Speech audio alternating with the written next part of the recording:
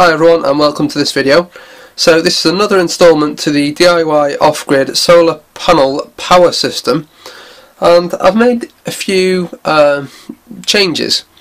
I actually make changes quite often, but I don't usually tell you on here because they're usually minor changes or something to do with the code or something like that. But yeah, I've made three changes which I want to point out to you today, and the first one is over here. You can see there's a keypad there now, and this keypad is very useful. If you remember rightly, I used to have some tact switches, and it didn't look very good, and to be honest it wasn't very good, but this is much better now. So that's the first change I've done.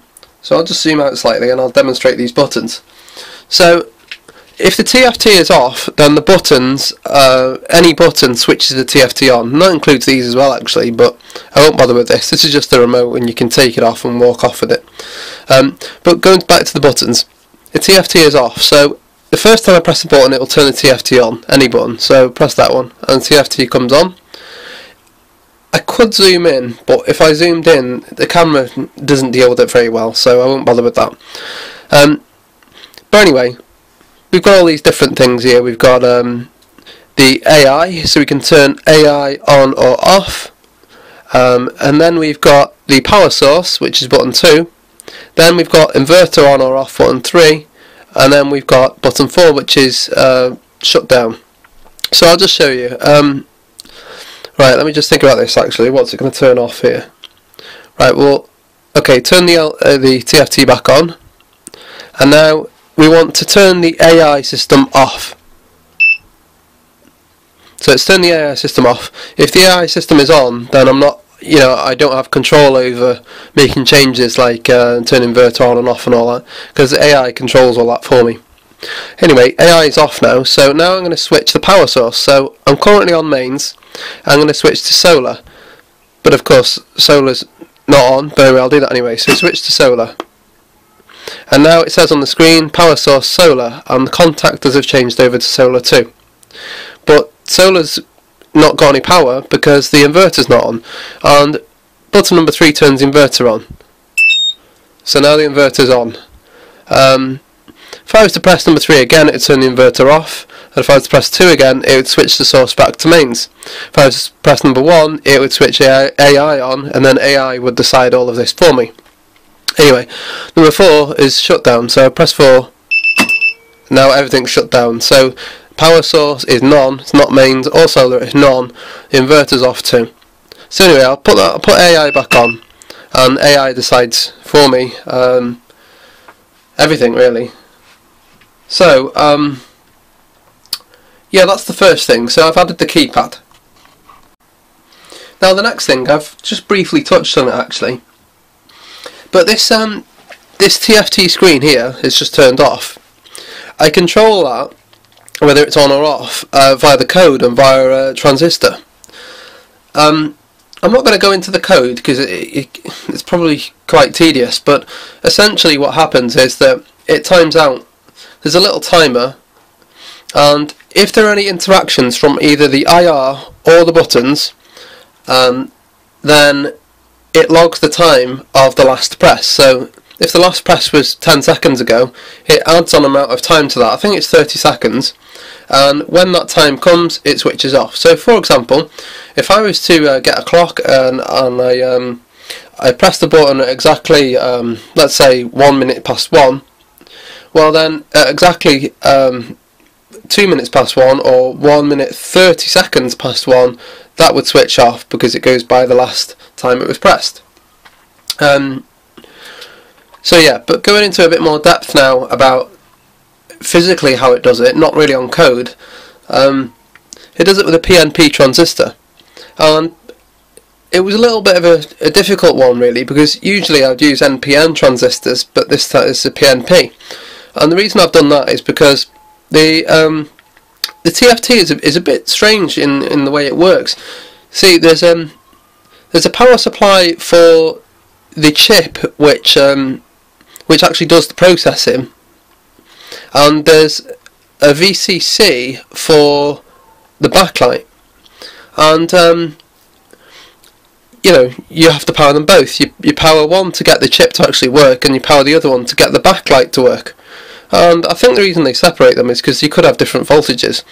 You could have a 5-volt backlight, which means that it's a bit brighter. But anyway, you see, if I press that again there, it adds another 30 seconds to it. So now it's 30 seconds from the last time I pressed.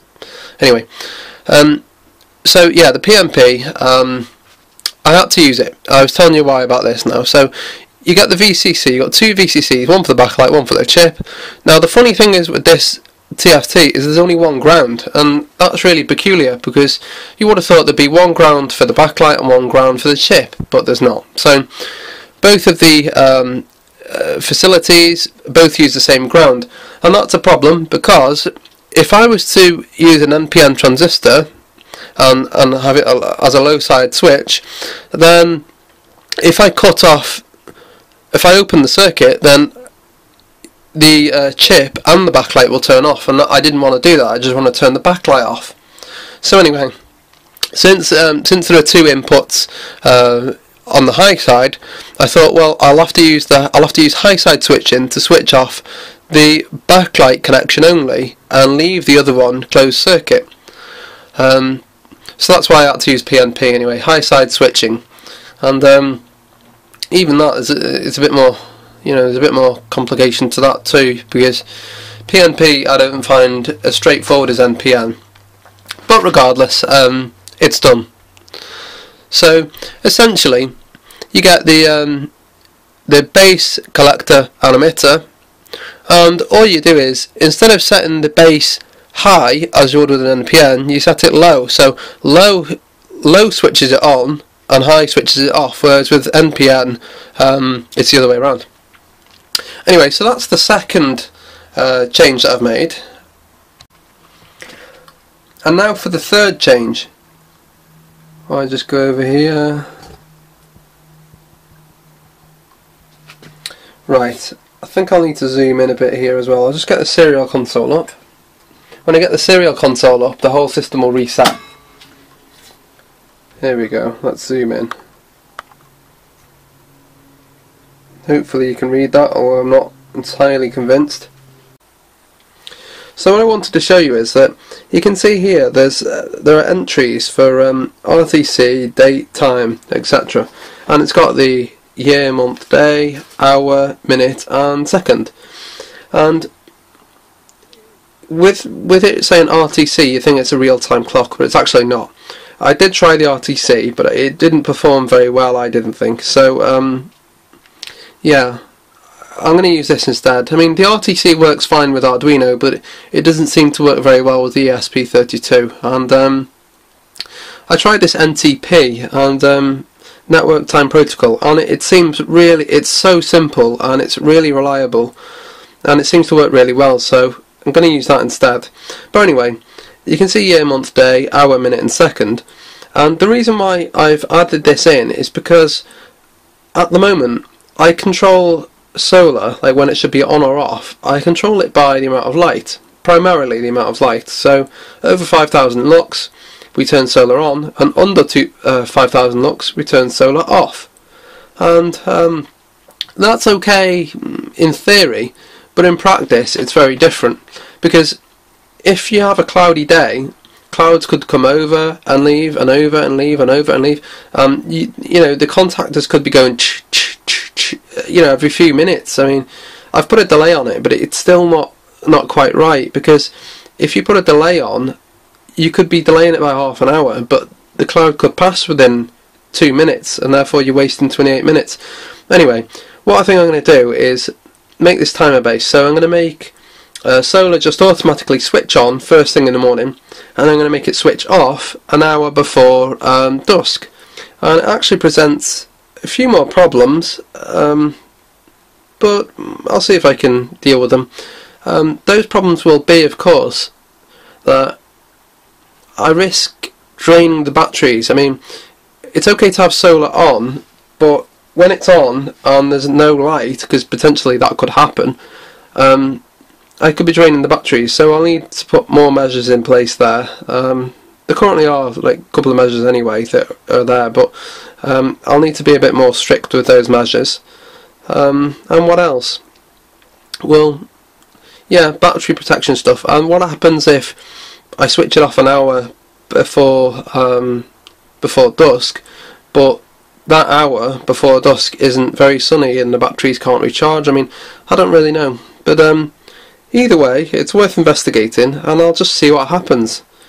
So yeah, that's the updates for now, and I'll keep you posted. Thanks for watching. Bye.